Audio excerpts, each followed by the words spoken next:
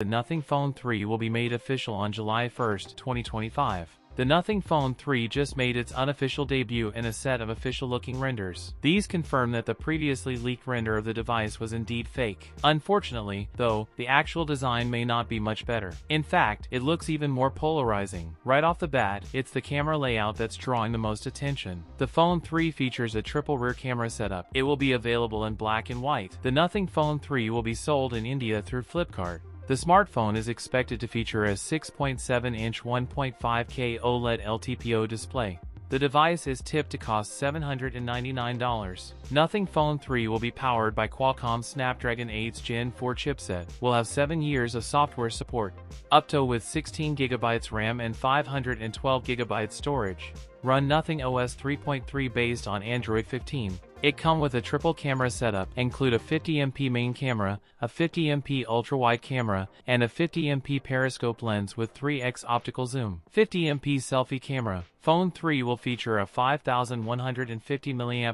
battery with 65W wired charging. That's it for today's video. If you enjoyed it, don't forget to like, comment, and subscribe for more content. Thanks for watching, and I'll see you in the next one.